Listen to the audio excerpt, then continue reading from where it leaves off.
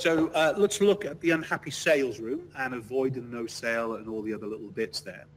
So the first thing to avoid the sale is you've got to go into the sales room with a positive attitude. In other words, you have to presume that people are there to spend money. As soon as you go into the sales room going, oh, they're not going to spend anything, basically you're on a hide into nothing and they're never going to spend money no matter what. So you have to presume, and all sales people will go into the sales session knowing that this is going to be a sale. It's that bit of arrogance that keeps them alive. Remember, don't have any small products in the sales room at all, because all that is going to do is distract. Noticed when I was doing the sale, I didn't talk about their free one at all. We don't talk about how they're going to wrap it. In other words, how they're going to wrap what frame style, presentation, whatever it is, until after they've paid. We're making all the decisions to the payment point as easy as possible. We need to be in and out within the hour, fully paid, fully wrapped, and so on. So at 45 minutes, we should be going through the procedure of paying before we start to talk the wrapping. We can always talk about the wrapping if we're waiting for credit check-in to be coming through, whatever it would be. I forgot the question, Jake. I don't have small products in the view. Okay, sorry. So notice as well, I didn't even talk about what was included in their voucher. We talk about that actually at the checkout stage. Oh, we forgot to choose the image that you're getting included with a voucher.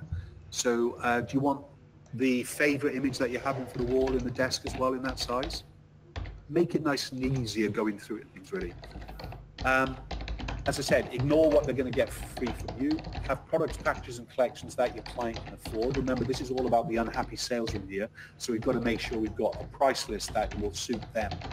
Make bigger images sound affordable to the client. I had to apologize to the Xperience group a couple of years ago, about 3 years ago in fact, because I was telling them no canvases, no canvases, no canvases, no canvases. I'm not sure if you're aware, but in 2001, Debbie was asked Loxley Colour, Debbie, my wife, asked Loxley Colour if we could produce a wrap canvas like the art galleries were doing. And basically from there, it became one of the biggest selling products throughout the whole of the industry for the next 3 years, with Loxley's producing the first gallery canvases for photographers before they were mimicked and copied. But that actually got its legs from my wife, Debbie. And basically, we only wanted it for our home. I'd done a series of nudes with a massive fireplace. We wanted to actually have 4 wrap canvases like we were buying art from different galleries and things. And we wanted something similar of one of my nudes. And again, it was that, and I could show you it today, and the difference in that product compared to now is chalk and cheese, of course. But again, still a day, they are big art, and don't think of them in any other way, and there's still great profit in them. And if you start to look at profit and profitability, that's really what you've got to really look at, because you might have just priced your wall art too expensive, and that's why people are not selling it. So I know when we start to talk about the times 3, times 4, times 5, and so on, you're getting these fixations in your head, but you've also got to look at some stage of what profit is in each of the sales. But we can talk about that at a future time. So make sure that you have big images sounding affordable. So have some big art that is affordable. Their budget is their budget. I never want to know it, because if you know their budget, you are going to allow them to spend to that budget, and you feel guilty then trying to spend above it, and that's even worse for you and your business. Help them solve their problem they really want to buy. So in other words, most people who won't buy from you is because they love all the photographs, they can't select them down, they can't afford X, Y, or Z, so they end up spending nothing. You haven't really helped them to do that. If we're going to be selling digital, I've got no problem in that. We'll talk about it in a minute. But basically, make sure if they want to buy all the digitals, try and sell them a piece of wall art as well, and that's when the digitals become a little bit more affordable. And then we come to the white rabbit. Pretty much all magicians have a white rabbit. They know when, well, I'm not sure if they're allowed now with all animal rights and all that kind of thing, but anyway, a magician always knew when to pull the rabbit out of the hat, as it were. And in the sales room, you know when to pull it out of the hat. If you bring it out too soon, you'll kill a sale. You bring it out too late, you've lost a sale. And so it's knowing what and where it's going to be. And a white rabbit can be many, many different things for different photographers. It might be a 3-for-2 offer. It might. I know that you want to buy the 10 digitals, but you've only got the budget of the 5. What happens if I put a big art in there, price of 10 digitals? Would that help you? Make them feel, now, you know, if there's a difference of 200-300 quid between, say, 5 digitals and 10, and they're trying to get it down to the price of 5, a white rabbit isn't just saying, oh yes, I'll do that for you, or we'll split the difference. I want them still to spend to the 10 digital level, but I'm going to give them a product that has a high value but doesn't, you know, that's a deal. So find your own white rabbits for your own white rabbit deals. Always acknowledge the client comments and concerns, but try and keep the studio policy, and your staff can nod and smile and everything else with it, but at the end of the day, if they haven't got the ability to actually make that decision, it's got to come in front of you, and you've just got to say, I'm really sorry, we can't give any more discounts. We work on a 2-tier price list anyway, as you can see. We've got the viewing price today, we've got the full price, so the discount is already included in that viewing price. If you can, try and always have a solution to their problem. And that would be that scenario of the 10 digitals for the price of 5. I can't do that for you, but what if I do this? Okay, so have that solution. And again, smiling and nodding, acknowledging, but then you've got to come to the reality of you've got to accept how to move on. So in the sales, to try and avoid that negative sale, we're going to simplify the price list. That's key. We're going to have the products that we're selling are going to be visible in the sales room, so they don't have to imagine what they're going to be like. We're going to lose all small images, otherwise they're going to get distracted, and all they're going to ask about is small, small. Create packages of big value, which have big discounts to show them how much money they're going to save. We're going to make sure that we're going to always start big, no matter what they say. We're always going to start big and default to that before we start going to where they want to start on the price list. And then, of course, we're always going to finish off, no matter what. Even if it's in a negative sale, we're going to always finish off on an album sale. USB and digitals, is it going to be the end? No, I don't think it is. But as I mentioned before, I would encourage you to have 2 different tier price lists of digital, one without wall art and one with wall art. That should be discouraging.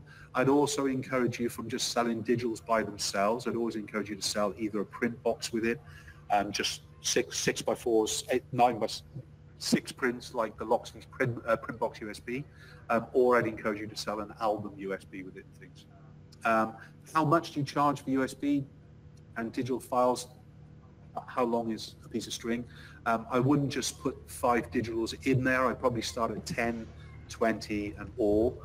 Why? If you put 5, they're going to be looking at 5 before anything else. It doesn't mean that you don't sell 5, but 5 doesn't need to exist on the price list itself. And if you are selling digital files to a client, remember to give them the full resolution file. That's what they want to buy. That's what you're selling them. Otherwise, you're going to end up with a lot of social media stress with people bad-mouthing you because they've spent X amount on this and they're only good enough for social media. But in the same way, when we are giving them the images in full resolution, we're also giving them a low resolution option for them to use on the likes of Facebook and so on. And that could even include your small logo down in the bottom left-hand corner, very, very slow for social media. And finally, I suppose if you're relying too much on the emotional sale and your photography really doesn't bring across the emotion enough. So in other words, you're relying on the client, a bit like schools photography, to basically, they come home with a package of photographs, the mother is sending the packages back with the child the next day because they don't look very good. You're relying on that mother kind of going, oh, I don't really want to send him back. Of course, we'll buy them. It's only 35 quid or whatever it is. So if, in other words, if you're relying just on mediocre photography, but the emotion of the face, you're going to fall over. I pretty much guarantee it. You've got to inspire the client to spend. If you don't inspire that client to spend, they are never going to spend no matter what. So you better get better in everything that you're doing. So finally, show finished products on your website and the price list. We talked about that, or even an app. Make them hold the product so they own it. Make them touch the frames, make them hold the frames, make them hold the albums, whatever it be. Albums in reception as well in the viewing rooms, get them familiar with the album quality. Clients work hard for their money, so you better have worked hard in the viewing room to take it, as well as in the session. If a client is not clear in what they are being asked to buy, they can't buy. They're just confused, and hence they will buy nothing or little.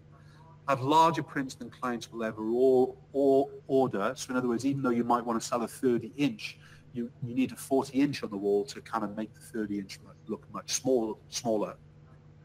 Have online galleries post-sale, in other words, when they've picked up for the likes of grandparents and family members available, making sure they're watermarked, of course.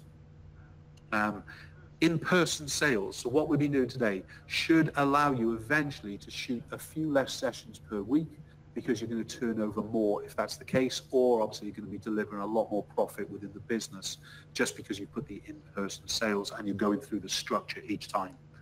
And remember, if possible, ask the clients to post finished products of the image hanging in their home with them possibly with it as well, because it'd be great for you to see it and for you to share it on your social as well as on your website. And the main reason for that is to basically show other clients that people are buying big images for their wall. That's key. So remember, PSPS starts selling before the sales room. Remember to keep everything as simple as you can. Show the actual products at every stage, including in the viewing room, and if possible, actually on location if you're a location photographer, even if you're just showing one product. Ask them the question, how's that for size? And listen. That's us, Jay. Questions to finish off? Yeah, just got a handful. As I said, we had questions asked via the registration panel, so I think some of the people are online with us, so let's ask them anyway. There's only a couple of them though. I often find that the clients only want to buy digital files. Any advice? It's probably because you're talking digitals too much. You talk digital. Do you remember when I was doing the viewing stage, I talked about a line. We also do digital and other packages to suit most budgets. Yeah, that line can be on a price list, but it doesn't need to be said out loud. It really only needs to be said out loud with certain promotions. Otherwise, all the client is going to think about is buying the digital. And I've sat in at the end of sessions and in viewing rooms, and all I hear is digital, and guess what they sell? Digital. I know there's great profit in digital, but if you've got the aspirational for the big sales, remember the profit is in the digital, but it's also in the big images as well. You can really start to make yourself a much, much bigger profitable business, especially if you start to concentrate on collections and including digitals within it. So a client that is obsessed in digitals, revert them to a collection. We had a similar question to this one yesterday morning, actually. Should there be different price lists for your normal sessions and your promotions? Quickest answer is yes. I think it's from the same person. That was followed with, how do I upsell on a promotion? Okay, so the first thing would be, depends on the promotion. So I talked about what is inclusive in the likes of a voucher. What you don't want to do by any means is say, what I can do is knock the price of that off a piece of wall art. Because if that's worth 225 quid, all right, and that's being sold for 900 pounds, there's enough profit for you to do that.